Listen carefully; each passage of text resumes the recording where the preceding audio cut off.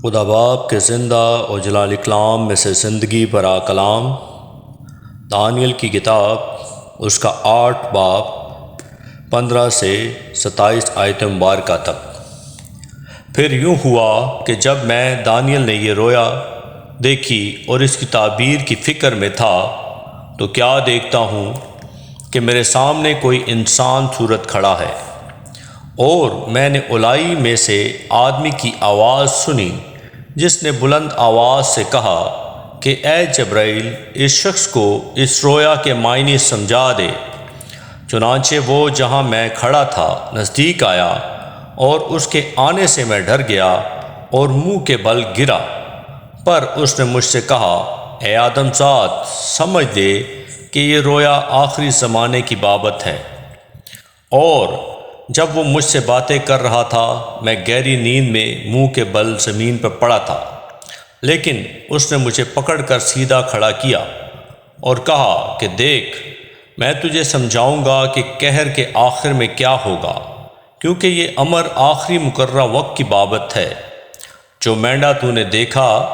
اس کے دونوں سینگ مادی اور فارس کے بادشاہ ہیں، اور وہ جسیم بکرا یونان کا بادشاہ ہے،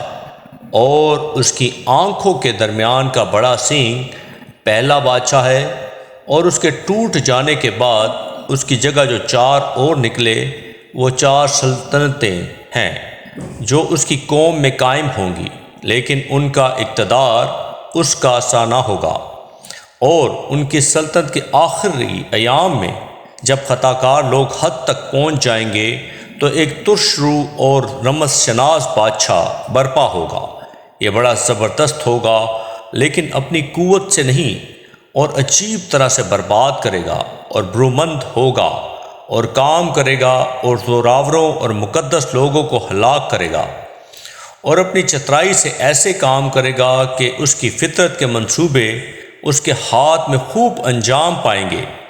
اور دل میں بڑا گھمنڈ کرے گا، اور صلح کے وقت میں بتھیروں کو ہلاک کرے گا۔ وہ بادشاہوں کے بادشاہ سے بھی مقابلہ کرنے کے لیے اٹھ کھڑا ہوگا، لیکن بے ہاتھ ہلائی ہی شکست کھائے گا۔ اور یہ صبح و شام کی رویا جو بیان ہوئی یقینی ہے، لیکن تو اس رویا کو بند کر رکھ، کیونکہ اس کا علاقہ بہت دور کے ایام سے ہے۔ اور مجھ دانیل کو غش آیا اور میں چند روز تک بیمار پڑا رہا۔ پھر میں اٹھا اور بادشاہ کا کاروبار کرنے لگا، اور میں رویا سے پریشان تھا، لیکن اس کو کوئی نہ سمجھا۔ پاکلام کے پڑھے اور سنے جانے پر خداوند کی برکت ہو، خداوند کا شکر ہو، آمین۔